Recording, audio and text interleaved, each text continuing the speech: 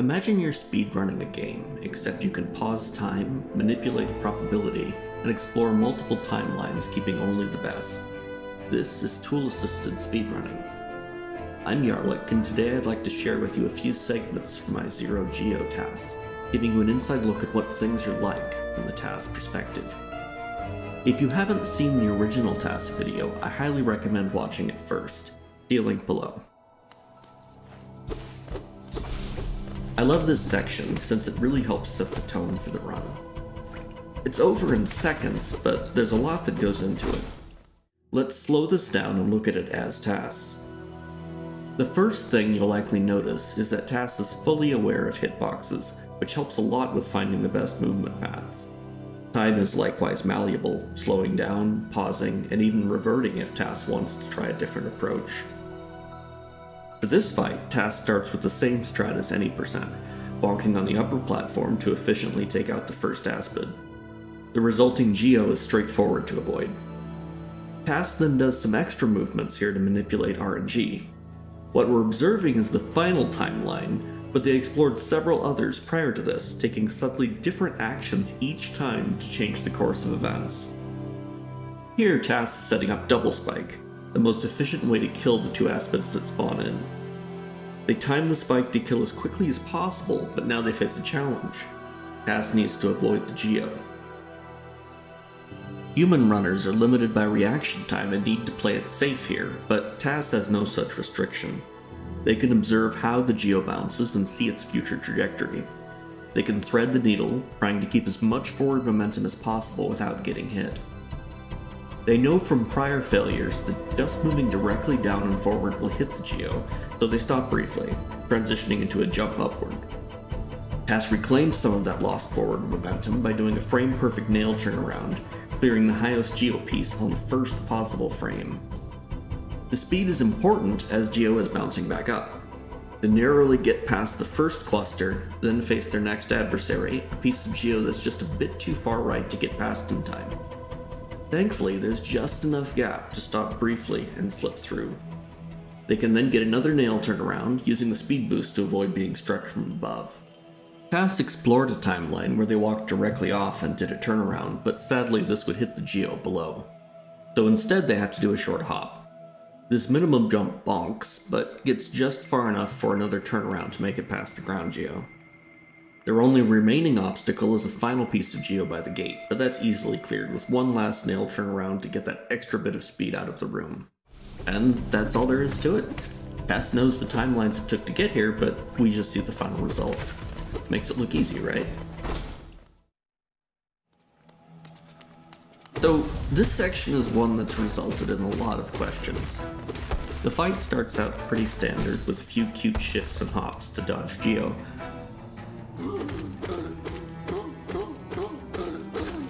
But then Task does this. To understand what's happening here, let's break it down as Task.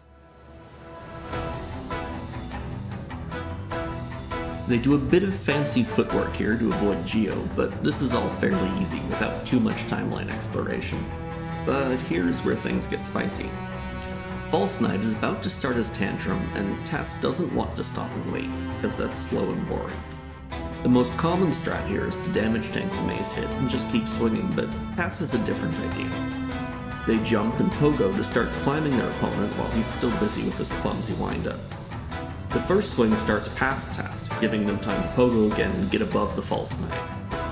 They immediately start moving right as they know that the mace is coming around again, but it's moving at a glacial pace and Task knows from other timelines exactly where it will be. They find the sweet spot between the two hitboxes, comfortably positioned for yet another pogo. At this point, Task needs to move back left as the sweet spot is different for each swing direction. As before though, the mace is too slow to cause any real trouble. Here is where this approach unfortunately becomes inefficient, as it takes a while to cut back down from these high pogos. Still, it's a fun dance. Here Task can speed things up using one of the rocks that's helpfully falling from above.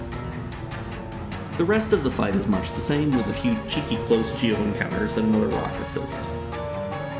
On a side note, later timing showed that this pogo strat isn't actually optimal, but it's fun, so I left it in. Crazy as it might appear on first viewing, this section actually didn't require Task to consider many timelines.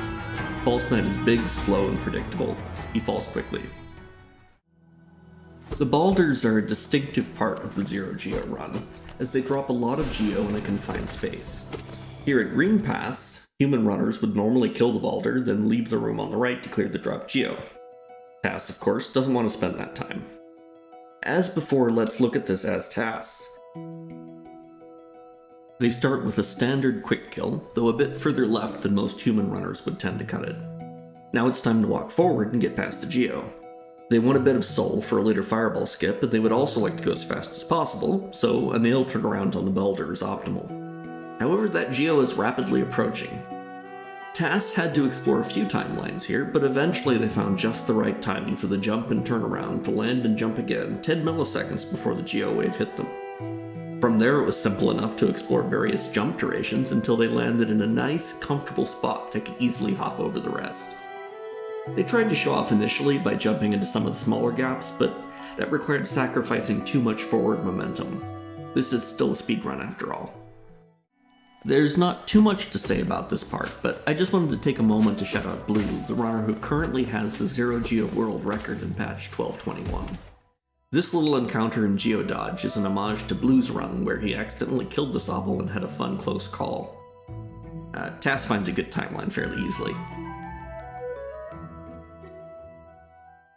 Soulmaster is quite an unpredictable fight for humans, since he likes to teleport around and some attacks, like the dive, create long periods where he can't be attacked. Task, though, can manipulate the attacks and teleportation to get a very efficient fight. Let's see how it looks. They enter with 2 health, which is just enough to get an early control during the scream by hazard respawning off the spikes. This early control doesn't allow the knight to nail swing or cast, but it gives time to get into position for a nice opening salvo. Tess starts out strong with 2 nail cancels into 2 fireballs, followed by a 3rd fireball that is able to double hit thanks to a teleport. Other timelines that started on the right side couldn't get this double, which makes a big difference. Task didn't have the patience to do a deep temporal search for the best RNG, so they tolerate a little bit of suboptimal boss activity, like this teleport. Still, they make the best of it, with some nail hits to gather soul into a nice dodge and fireball that knocks the Task into a wall, setting up a wall jump to get close while Soulmaster is staggered. Task knows from looking at the future that their opponent would teleport away. They don't have enough soul for a double hit fireball, so instead they get a few nail hits in, with a dash through the boss while it can't do damage. They accept another suboptimal move sequence here, since they're low on soul anyway, using an upswing to reach the ground faster so that they can jump up and get another hit while the boss is diving. They can then easily dodge the dive shockwave. Task knows from prior multiverse spelunking that standing too far left will make Soulmaster emerge far to the right, so it moves just enough right to make him appear on the left.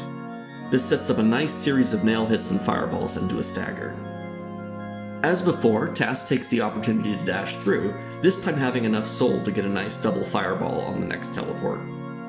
Task foresees that in their current position, Soulmaster wants to dive again, which is really slow, so they dash to the left, changing the timeline so that he teleports to the right instead. This sets up another combo into a stagger, after which Task knows the boss is almost dead.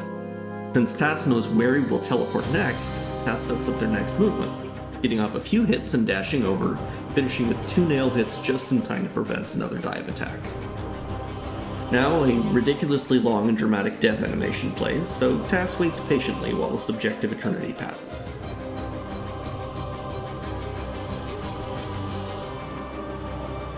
For the second phase, humans would normally get a few nail hits in while Soulmaster is diving, then finish him off with fireballs once he stops for a breather. That's slow though, so Task has a different idea. The first dive is scripted and is invulnerable in the air, but thankfully also doesn't hit the knight. This gives Task time to prepare to bully the boss in the corner. They start with a pogo and slash, with recoil to get just far enough away that they can fireball without getting hit. This leaves time for one more pogo into a dash, so that Task can get to the wall for the next dive. They use nail recoil to reach the wall sooner, leaving just enough space to get a dash into a nail cancel and fireball during the dive. Thankfully, Task knew that this was a fake out, so they arranged this universe to start the fireball just below where Soulmaster would appear. TAS upslashes to reach the ground faster, giving just enough time to jump up out of the dive hitbox with a pogo to help get back up to the wall faster. There's not enough time to get all the way up the wall, but they can slide down just far enough to safely side slash. Next, they do a wall jump and nail turnaround with enough recoil to get clear of the boss before the dive starts, giving them a frame-perfect window to fireball without colliding. Doing it this way allowed TAS to preserve their dash, which they knew they would need for the final coup de grace, with a quick pogo over into a fireball to finally scramble Mr. Magic Egg Dude. And just like that, TAS gets dive at 1310.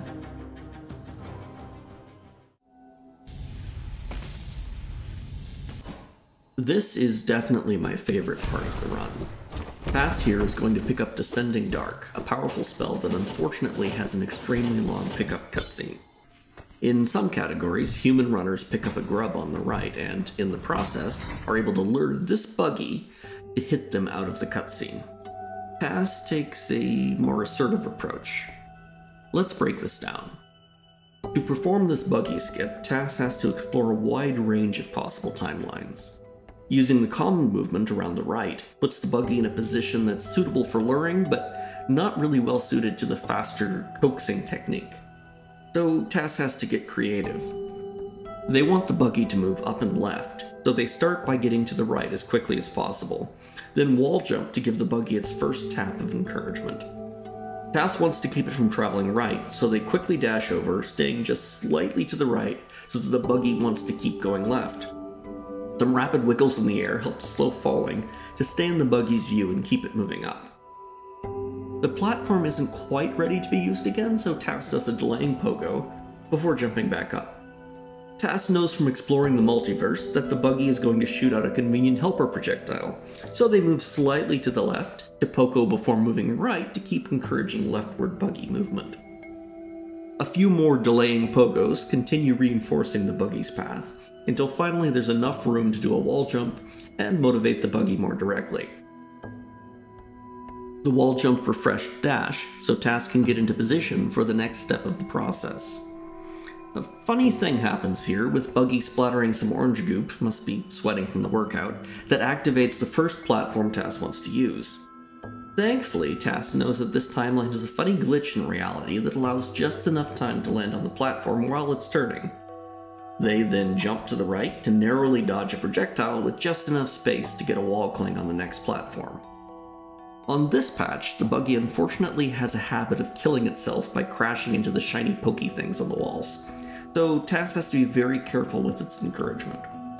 Still, there's room here for a nice upward assist in the buggy's journey, with dash being used to cancel the recoil and get back to the platform.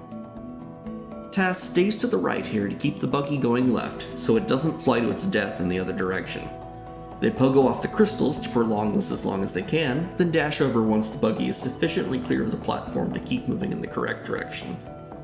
This platform has also started jiggling, but TAS knows that a timely pogo will prevent the platform from turning over. This leaves the buggy in the perfect position for another bout of motivation, with dash once again being used to stay in the optimal position to encourage the correct movement. At this point, TAS knows that the buggy is getting tired and can't handle any more direct assistance, so they just move upward and do a few hops, so the buggy knows which way to keep going. They're almost ready to get D-Dark now. Still, TAS knows that the buggy is a bit slow, maybe it's feeling a little dizzy from all the exercise, so they wait patiently to give it time to follow. Finally, TAS can start getting D-Dark, but they use pogos so that the buggy doesn't get lost trying to turn the corner. In short order, the buggy returns the favor for its prior workout, encouraging the knight to stop dallying and get a move on.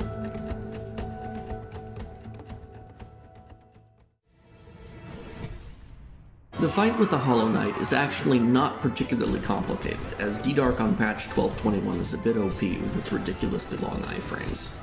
TAS is able to avoid the first scream entirely, keeping THQ2 busy, then does a more traditional scream skip for the second scream.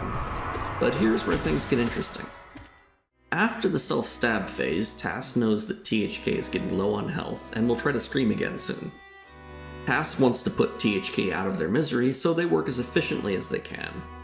The Knight and THK have a bonding moment as they dive together, but Tass knows that their sibling is getting frustrated and wants to scream again.